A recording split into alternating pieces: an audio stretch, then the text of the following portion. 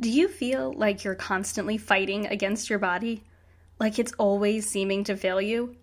You try and make changes, and they always seem to backfire.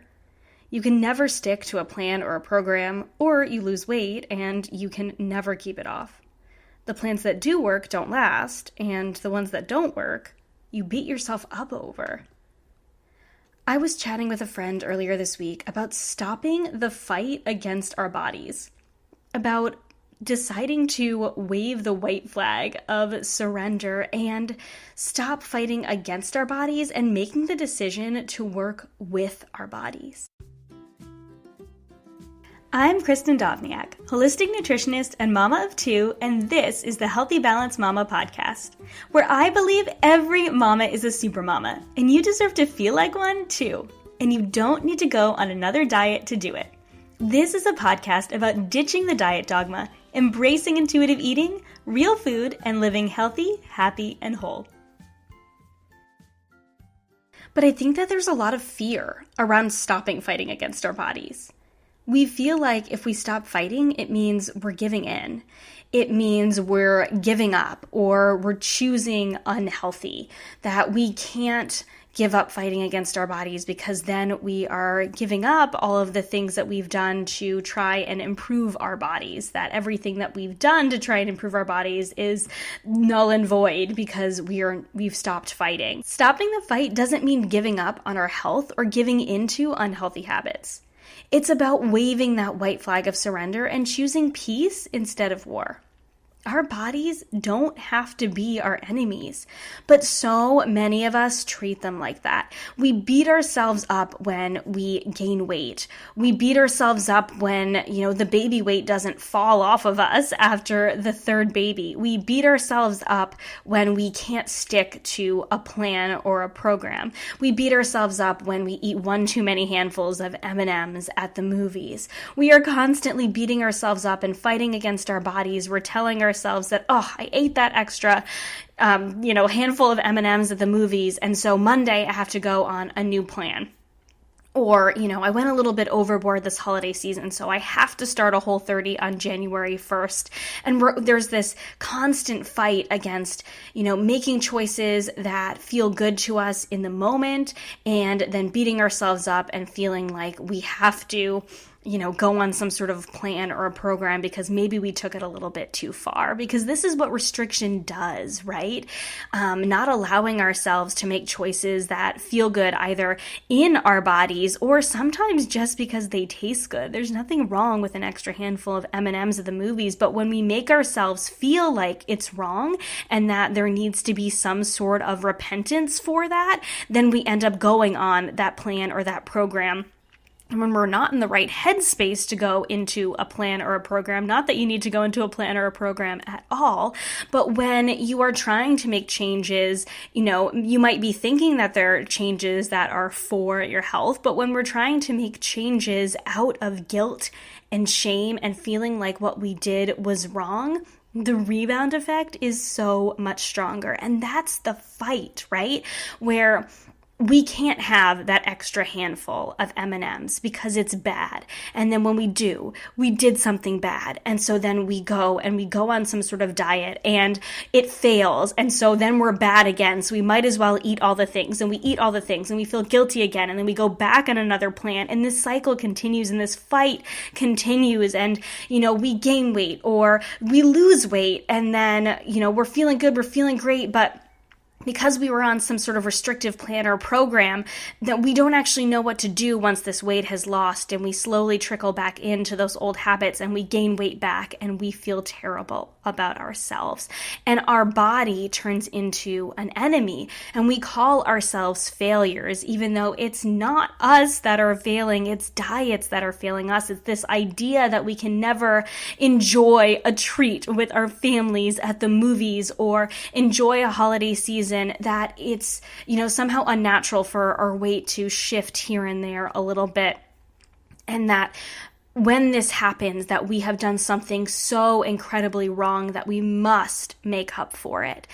But restricting ourselves severely, especially with that rebound effect that typically happens after, isn't finding a place of health and balance and nourishment. It's only fueling the fire in this fight, this war that we have against our bodies. This is it, Mama Friend, your last opportunity to join us in the Supermama Society before we close enrollment for the entire summer. That's right, we are closing enrollment for the summer. We'll open up again in September, but if you want to be a part of the Supermama Society and everything that we have for you coming up over the next few months, now is the time to join. So if you are wondering what in the world the Supermama Society is, the Supermama Society is a resource I created for mamas to help them learn the latest nutrition lowdown without a side of diet talk and body shame. You will never be pressured to lose weight or go on a diet in this community, but you will be encouraged to improve your healthy mama life by nourishing yourself and your family and finding what feels good to you. I am all about nutrition education without restriction. The Supermama Society is a monthly membership with exclusive monthly video coaching with me, audio lessons just like this podcast, but just for members of the Supermama Society, access to my full ebook library with ebooks like 15-minute dinners and my new Power Pantry guide, as well as articles for members only and member exclusive recipes to help you live your Supermama life. Throughout the month of June in the Supermama Society, we are going to be talking all about stress, cortisol, and emotional eating and how all of that plays into you living your Supermama life. So if you are interested in joining us in the Supermama Society, now is the time to do it. Join us at supermamasociety.com. And if we're constantly at war with our bodies, we will never find a place of peace with food. And ultimately, isn't that what all of us want? We want to be able to enjoy special events and holidays and going out to eat without guilt or shame or feeling like we need to go on some sort of restrictive diet or plan or detox or cleanse come Monday, but we want to be able to enjoy these things without binging on them or overdoing it. And we want to live healthy, nourished lives and feel good on a daily basis. We want to have energy. We want to be healthy and vibrant and live long lives and show our children these things too. Stopping the fight means we can choose to work with our bodies and learn what feels good and make choices that serve us rather than fighting against them and beating ourselves up at every failure or so-called failure. And I think a lot of the fight comes from fear, stemmed from a lack of trust in our bodies because we've been told for so long that we are not the experts on our bodies, that there are so many other people out there who know more about our bodies than us. And yes, your doctor probably, unless you're a doctor yourself, took a lot more anatomy and physiology classes than you did. And so they might know the human body a little bit better than you do. They might know the ins and outs, but they don't know your body. They can't be in your body telling you what foods feel good, what foods energize you, what foods, make you feel vibrant and alive on a daily basis. They can't tell you that, kale feels pretty good in your body, but sometimes you feel fine having a cupcake too. They might tell you that having a cupcake is going to cause heart disease and diabetes and all this jazz. But in reality, one cupcake is not going to cause heart disease and diabetes and all that jazz. And at the same time, one kale salad is also not going to save you from everything. You know your body, you know what feels good, and allowing yourself to learn a balance that feels good to you, a balance between those cupcakes and those kale salads, is ultimately the best path to health. Giving up on the fight means that we can learn to trust our bodies to tell us what feels good. It means we can be free from relying on so-called experts, on plans, on programs to tell us what to eat and when, and instead focus on the basics of good nutrition and learn what actually feels good and what actually works for us, because we are all different and no expert is in your body. You might absolutely hate kale, and there's nothing wrong with not eating it. There are other vegetables. So you need to find what feels good and what works for you and what is satisfying to you, because forcing yourself is just fueling the fight. And this is a process. This is something I work very closely with the women I work with on, and it's finding what works in a tangible way without committing to like a short-term plan that's guaranteed to end in long-term failure, because short-term plans never come with long-term results. And I know that intuitive eating can feel very nebulous, but it doesn't have to be.